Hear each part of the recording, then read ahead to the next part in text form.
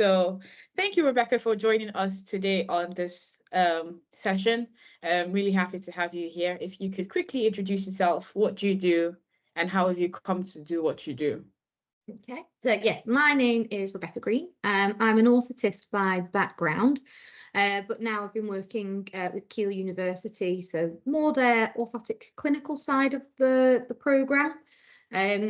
Focus more on the orthotic assessments, the products, and the different types of orthotics that we use within the clinical practice.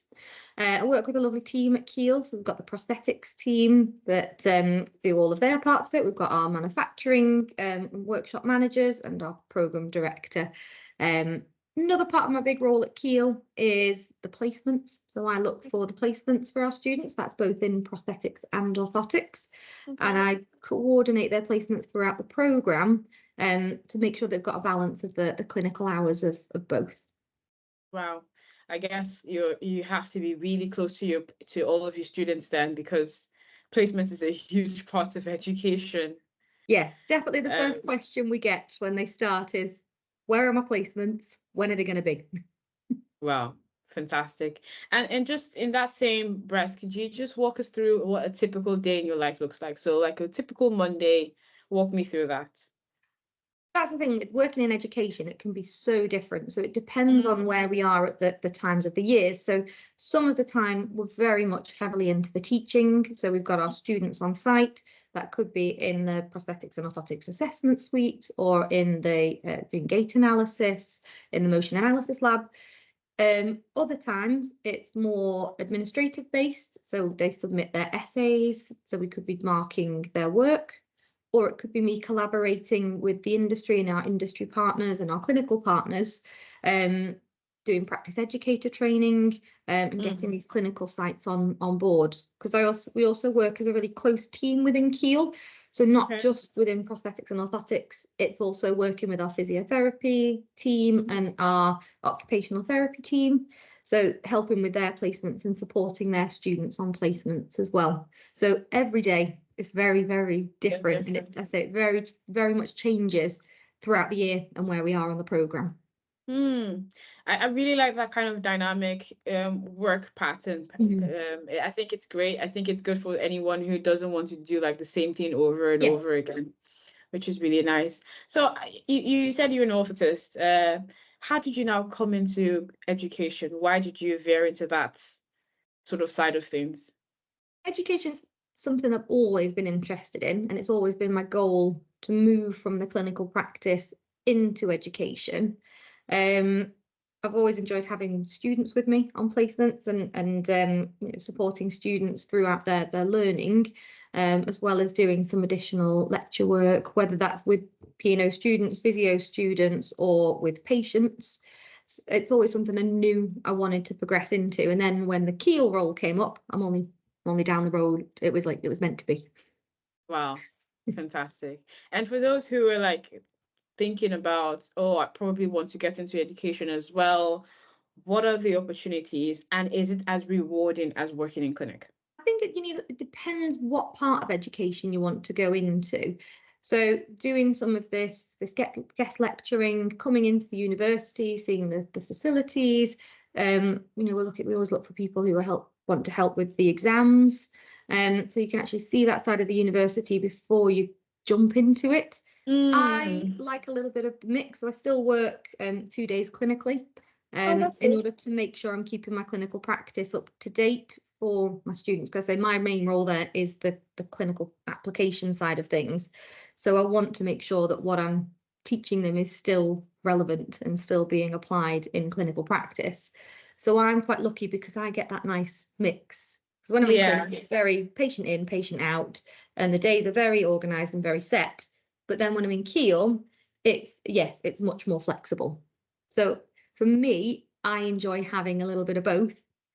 But I think it depends on the person. If you enjoy that flexibility of working, then yes, the academic world would suit you very well.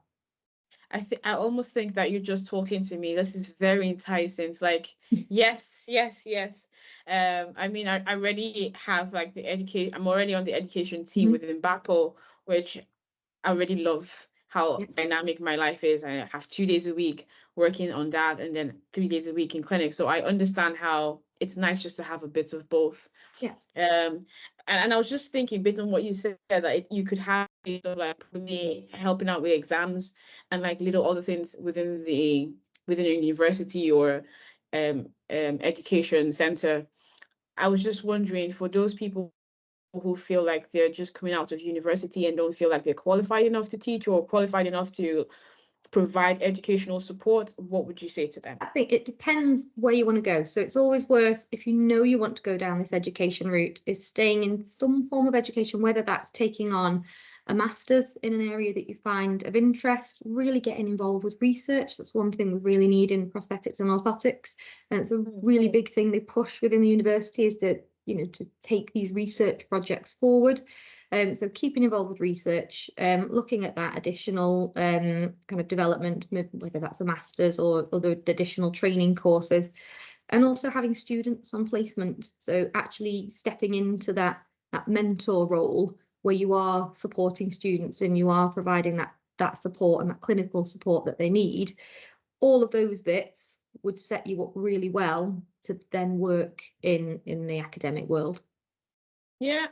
And I think also to people, you could start small. You could start within BAPO, volunteer within the education committee, or volunteer as a mentor on the mentor platform, and see how that feels for you, and then know whether it's something up your alley as well. You are on the education committee as well. I am, yes. Why did you join? And yes, why did you join? Well, for a while back, I used to be part of the editorial committee, but when I moved into the education side of the profession, it made more sense to transition across into that educational committee, so that we're getting that representation from the different universities, and we've got an idea of what the students are wanting and what knowledge they've got when they're going out into clinical practice. So also what they might need to help develop them once they're a graduate or going forward. We also link in with lots of, say, clinical partners, so we've got a good idea about what they're looking for when it comes to these educational elements. So being able to feed that back into BAPO is really valuable, because then we can see what's clinically relevant and what the profession is looking for. So that was the main reason I joined. It's that great link between BAPO and the universities. Yeah. Just to backtrack a little bit, if someone probably watches this video and says, oh, actually, I'm a physio at the moment, or I'm a podiatrist at the moment, how do I get into prosthetics and orthotics? I do know that Keele has like an accelerated program. Could you just talk us through that? Yeah, so slightly different to the Salford, the Strathclyde and the apprenticeship route. Keele is an MSc, so it's somebody who's got a previous qualification. That doesn't need to be a previous AHP qualification. That could be in something related. So anatomy, engineering, rehabilitation, exercise science, those areas. And then the course is a two-year course. Slightly different again, because we've got those 4 different blocks. We've got the 2 big blocks in the first year, 2 blocks in the second year, and integrated throughout that, we have a range of placements. So as opposed to just one longer placement, they do 7 different placements throughout the course. So it's a good chance to work with multiple teams, multiple environments, whether this is a big team or a little team. I mean, I would say for anyone who's in that AHP profession, it's going to be a great transition into prosthetics and orthotics, because they've got that clinical and that skill set to jump straight in and progress within the industry. Well, that's just very useful to know. I know one person who's a biomechanical engineer and was like, oh, how do I get into prosthetics and orthotics? That's like, actually, there's a 2-year program you could just go through that will really help you get to where you want to go to. So thank you for sharing that. So going forward a little bit, so you've been part of BAPO for a while, you've volunteered on the committee as well, and recently you were part of the simulation project, which was exciting because I worked with you on that. So tell me a bit about what was the process around that? How did you come up with the case studies. Just walk me through the entire process for you. And how did you also make time for it as well? That's it, yes. Finding the time was interesting. So it was a little bit of a compromise on the clinical side of things. But case study wise, because this project was initially started more to support workers, it was finding an appropriate case study. So not anything that involved any kind of prescriptive elements, but more of that problem solving and that communication. So that's where we came up with the knee osteoarthritis, so highlighting issues with knee brace fitting. A lot of it was just taken from clinical practice. So we see this a lot within orthotics, these knee brace assessments, these knee brace issues. So it was taking all of those elements from the clinical practice and thinking, what questions, how would I complete this subjective element of my assessment? What are these key questions that need to be asked? Why am I asking these questions? What is the right way to ask these questions? I mean, is there a right way and a wrong way for some of them? And then being able to put that into a script that the avatar could follow, but also making sure that that flowed. So if the avatar answers in a certain way, it's making sure that that follows on to an appropriate question. So it was a lot of going through, reading it, and then seeing how that response would be, but also spending time with patients. So running through these scripts with patients to make sure that they actually made sense when we were asking the avatar the questions.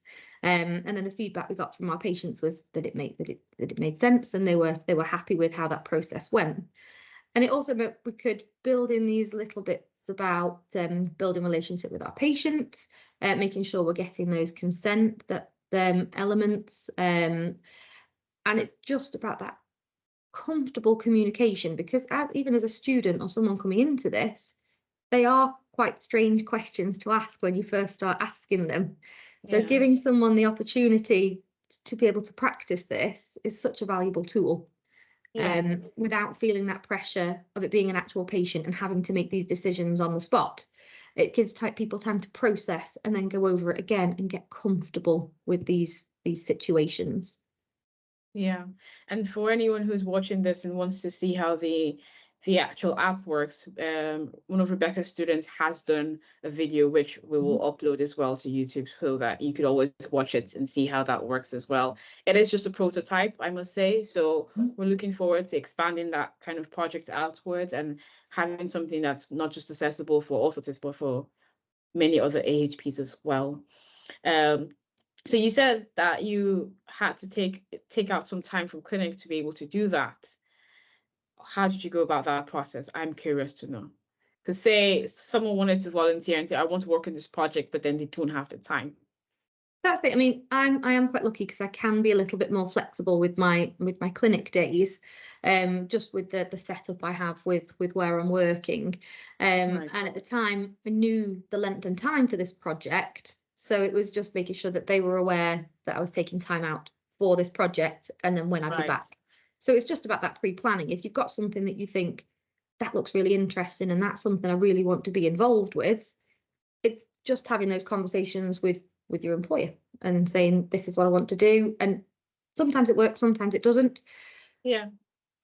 But if you think it's something that's really worth being involved with, then it's worth following it up.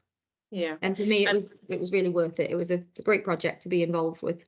Yeah, I completely agree. And I think it's one of those situations where education just marries with clinical practice, because you will never ever be able to do that if you were not practicing access to patients to ask them all those feedback questions.